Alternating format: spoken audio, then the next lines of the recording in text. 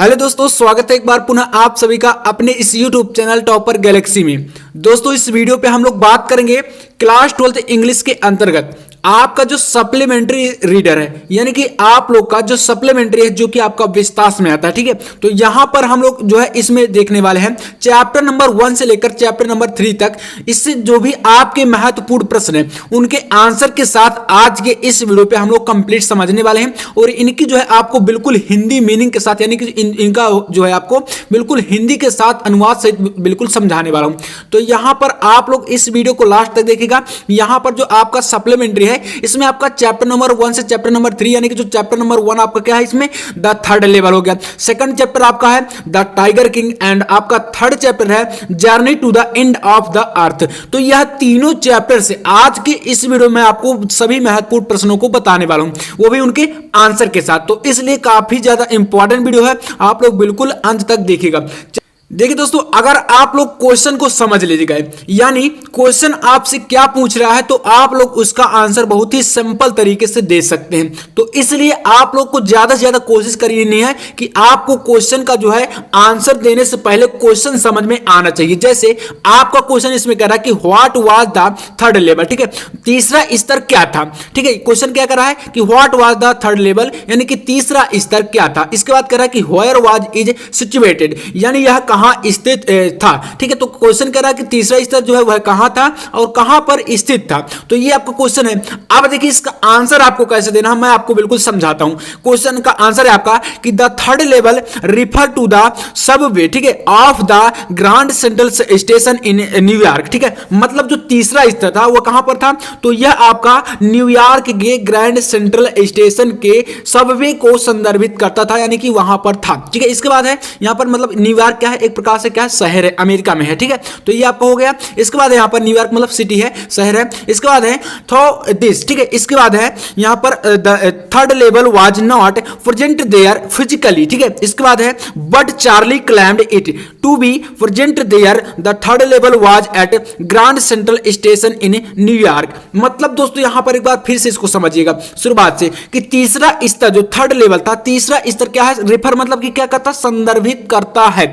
The third level मतलब कि जो तीसरा स्तर था वह न्यूयॉर्क के ग्रैंड सेंट्रल स्टेशन को जो है संदर्भित करता है। ठीक है, इसके बाद है थो, यानी कि हालांकि, यानी कि उसमें यह भी बताया गया है कि जो तीसरा स्तर था वह शारीरिक रूप से, यानी कि फिजिकली, यहां पर क्या बताया गया है, प्रेजेंट देयर फिजिकली, मतलब शारीरिक रूप से वहां पर मौजूद नहीं था, संदर्भित करता था लेकिन वह वहां पर मौजूद नहीं था। इसके बाद है बट चार्ली क्लेम्ड, लेकिन चार्ली मतलब ये एक प्रकार से नाम है दोस्तों, ध्यान दीजिएगा, क्या है, नाम है। लेकिन चार्ली मतलब क्लेम्ड मतलब कि जो चार्ली है उसने वहां पर क्या है, मौजूद होने के लिए क्या हुआ, वह वहां पर प्रेजेंट मतलब कि यहां पर it to be present there the third level was not at Grand Central Station in New York. मतलब जो चार्ली है वह वहां पर मौजूद होने के लिए क्या हुआ, वहां पर चढ़ गया। तीसरा स्तर जो था वहां पर जो है उस पर वह मौजूद होने के लिए, मतलब देखिए यहां पर क्या बताया गया कि वह वहां पर मौजूद नहीं था लेकिन चार्ली जो है वहां पर पहुंचना चाहता था। कुल मिलाकर यह क्वेश्चन का आंसर है। ठीक है, तो मतलब यहां पर इसका आपको इतना शॉर्ट सा जो है उत्तर देना है। बाकी आप लोग अगर क्वेश्चन का जो हिंदी में समझ ले जाएंगे तो आप लोग उसको बहुत ही बेहतरीन तरीके से लिख लेंगे। बाकी आपको देखिए रटना नहीं है क्वेश्चन का आंसर, आप लोग ये कोशिश करिए कि इसको रटना नहीं है, समझ लेना है। और बाकी कम समय में आपकी तैयारी का यही तरीका होता है कि आप आंसर को जो है समझने की कोशिश करिए।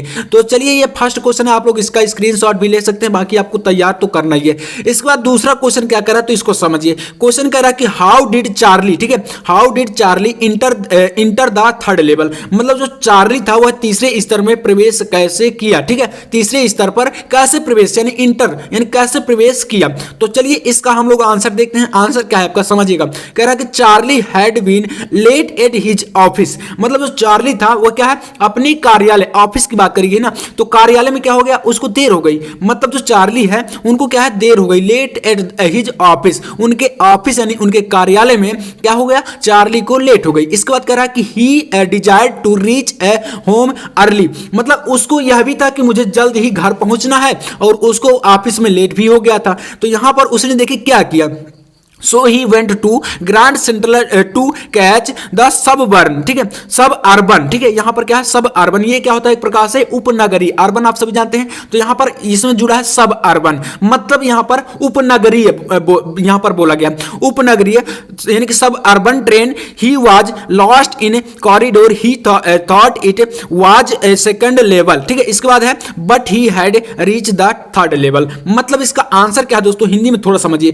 कह रहा है यहां से शुरुआत है कि चार्ली को जो है अपने ऑफिस में लेट हो गई, ठीक है, देर हो गई, इसके बाद कहा कि उसने जो है घर पहुंचने के लिए मतलब उसको जल्दी भी थी, मतलब कि ये भी था कि मुझे जल्द ही घर पहुंचना है, इसके बाद क्या है यहां पर सो यानी कि इसलिए he went to Grand Central to catch the suburban, इसलिए वह क्या हुआ कि वह उपनगरीय ट्रेन पकड़ने के लिए ग्रैंड सेंट्रल गया, ठीक है, ग्रैंड सेंट्रल टू कैच यानी पकड़ने के लिए, सब अर्बन ट्रेन मतलब कि उपनगरीय ट्रेन पकड़ने के लिए कहां पर गया, ग्रैंड सेंट्रल पर गया, इसके बाद है यहां पर कि he was lost in corridor, और वहां पर जब वह गया तो क्या हुआ, वह एक कॉरिडोर यानी कि गलियारे में खो गया, ठीक है, तो उसने क्या किया यहां पर जो है मतलब कि जो है ग्रैंड सेंट्रल ट्रेन को पकड़ने के लिए, उपनगरीय ट्रेन को पकड़ने के लिए ग्रैंड सेंट्रल गया, लेकिन वह वहां पर क्या हुआ, खो गया, कहां पर, कॉरिडोर पर, मतलब कि किसी गलियारे में खो गया, इसके बाद यहां पर है ही थॉट, मतलब उसने फिर क्या हुआ, सोचा कि वह दूसरे स्तर पर है यानी कि सेकंड लेवल पर है, लेकिन क्या हुआ, वह जस्ट ये हुआ कि वह पहुंच कहां गया था, तो थर्ड लेवल यानी कि तीसरे स्तर पर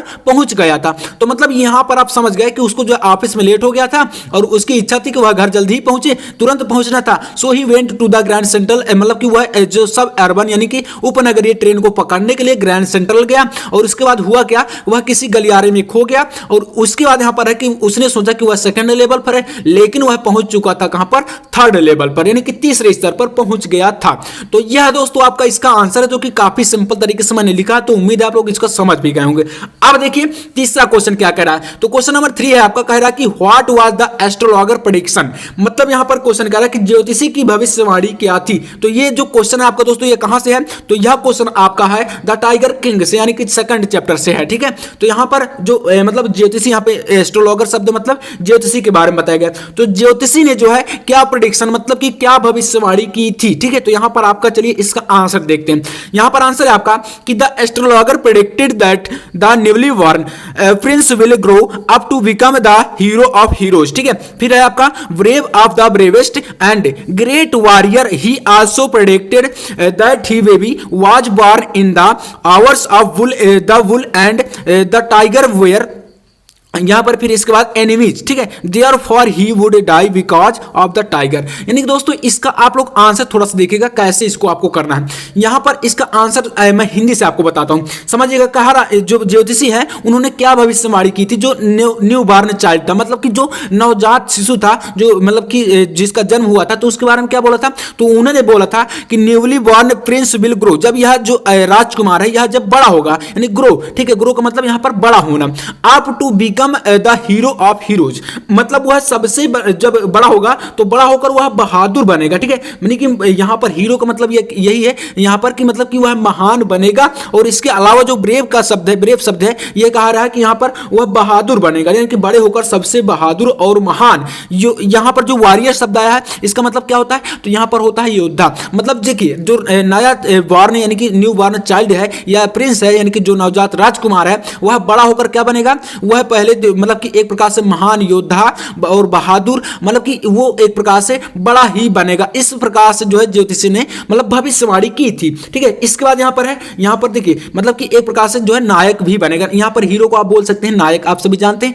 हीरो का मतलब क्या होता है, नायक होता है, तो मतलब कि वह कुल मिलाकर यहां पर बहादुर, नायक, महान योद्धा बनेगा। इसके बाद है ही आल्सो प्रेडिक्टेड दैट, और उन्होंने इसके अलावा भी क्या भविष्यवाणी की, तो उन्होंने यह भी बताया कि जो बच्चा है, ठीक है, यानी जो बालक है वो क्या है, बेबी, मतलब यहां पर बालक, तो यहां पर है baby was born in the hours of bull and the tigers and enemies, मतलब कि जो बच्चा है वो जो है बैल और बाघ के समय में पैदा हुआ, ठीक है, तो इसलिए यहां पर बताया कि जो उनके दुश्मन होंगे वह क्या होंगे, टाइगर, यानी कि बाघ जो है उसके दुश्मन होंगे, therefore he would die because of the tiger, मतलब कि जो उसकी मृत्यु होगी वह बाघों के कारण ही होगी, ठीक है। तो यहां पर आपका यह इसका जो है आंसर है तीसरे क्वेश्चन का। तो आप लोग यह 3 क्वेश्चन समझ गए होंगे। अब चलिए देखते हैं क्वेश्चन नंबर 4 को।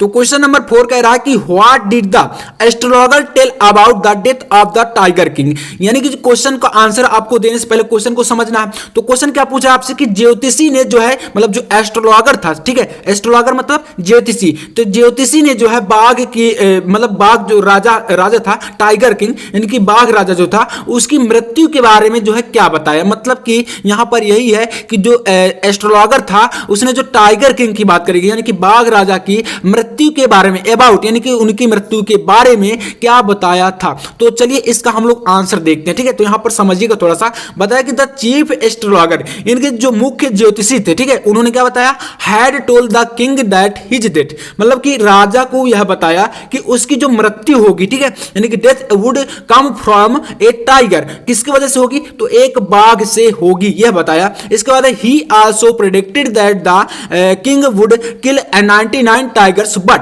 ही will have to very careful from 100 tiger. मतलब उन्होंने जो है क्या बताया राजा को, तो ये बताया कि जो उनकी मृत्यु होगी एक बाघ के कारण होगी, और उन्होंने यह भी बताया कि जब यहां पर 99 टाइगर का मतलब यह है कि उन्होंने ये बताया कि जो 99 बाघों को तो वो मार सकते हैं, ठीक है, मार डालेंगे, लेकिन 100वें बाघ से यानी कि जो 100 नंबर का जो टाइगर होगा, यानी कि यहां पर जो 100 टाइगर की बात करेंगे तो मतलब जो 100वां बाघ होगा जब उसको मारने के लिए जाएंगे तो उससे उन्हें सावधान रहना पड़ेगा।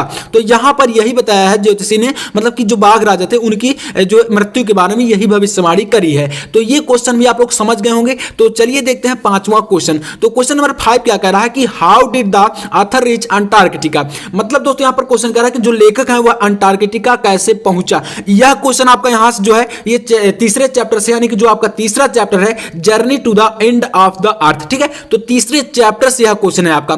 तो यहां पर अंटार्कटिका आप सभी जानते हैं अंटार्कटिका क्या है, ये एक प्रकार से महाद्वीप है, ठीक है। अंटार्कटिका जो है ये आपका महाद्वीप है जो कि दक्षिणी महाद्वीप होता है, ठीक है। तो यहां पर कह रहा है क्वेश्चन कि जो ऑथर यानी कि जो लेखक है वह अंटार्कटिका कैसे पहुंचे। चलिए इसका आंसर देखते हैं। आंसर है कि दे ट्रेवल्ड, ठीक है, उन्होंने यात्रा की किससे किससे, ओवर 100 आवर यानी कि 100 घंटों की करीब यात्रा करी, ठीक है। और कैसे कैसे करी, तो in combination of a car and aeroplane and a ship in this way to reach Antarctica. मतलब उन्होंने क्या किया, सबसे पहले एक कार में, ठीक है, कार के बाद एक हवाई जहाज में यानी एरोप्लेन में एंड ए शिप, ठीक है, यानी कि यहां पर कुछ और जैसे पानी वाला जहाज हो गया। इसके अलावा इन सभी के कॉम्बिनेशन से, मतलब कि इनका कॉम्बिनेशन का मतलब सभी के संयोजन से, यानी कि सभी की सवारी करते हुए और लगभग 100 घंटों की यात्रा करते हुए, यानी कि 100 घंटों की यात्रा करने के बाद इन दिस वे, ये सारे रास्तों से होते हुए वो जाकर कहां पहुंचे, अंटार्कटिका पहुंचे।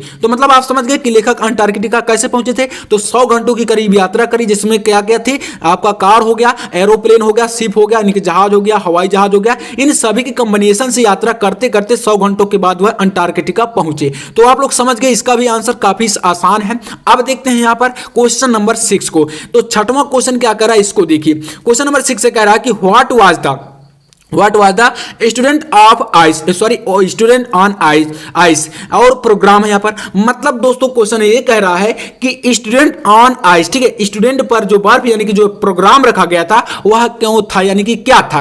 तो यहां पर स्टूडेंट ऑन आइस जो प्रोग्राम था वह क्या था। तो चलिए इसका हम लोग आंसर देखते हैं, यह भी आपका इसी चैप्टर से।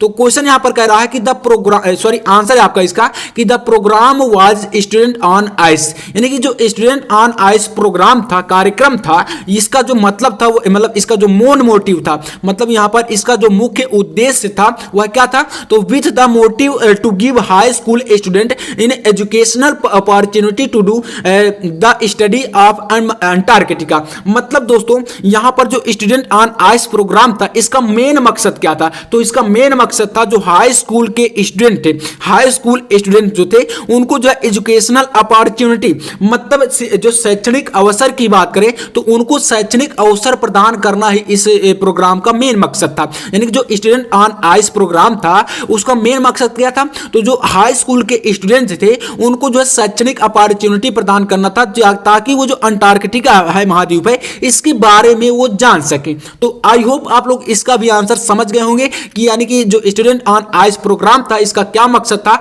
तो इसका मेन मकसद यही था कि जो हाई स्कूल के स्टूडेंट थे, जो मतलब हाई स्कूल के छात्र पदार्थ थे तो उनको यही था कि अंटार्कटिका का अध्ययन कराना, यानी स्टडी ऑफ अंटार्कटिका, अंटार्कटिका के बारे में बताना और उसके बारे में उनको जानकारी देना, यही जो है इस प्रोग्राम का मेन मकसद था। तो चलिए यहां पर 6 क्वेश्चन आपके समाप्त होते हैं। अब देखते हैं क्वेश्चन नंबर 7 को। तो देखिए 7वां क्वेश्चन क्या कह रहा है। 7वां क्वेश्चन आपका कह रहा है कि व्हाट वाज गोंडवाना, गोंडवाना क्या था। ठीक है, तो गोंडवाना क्या था, तो चलिए इसको जानते ही क्या है, इसका एक प्रकार से क्या है, एक स्थान है। ठीक है, चलिए इसका आंसर है आपका कि 650 मिलियन ईयर। ठीक है, यानी कि 650 मिलियन वर्ष पहले। ठीक है, 650 मिलियन ईयर्स एगो। ठीक है, 650 मिलियन वर्ष पहले यहां पर है एक जायंट। ठीक है, a giant emigrated southern super continent Gondwana did indeed exist centred रफली around the present day Antarctica.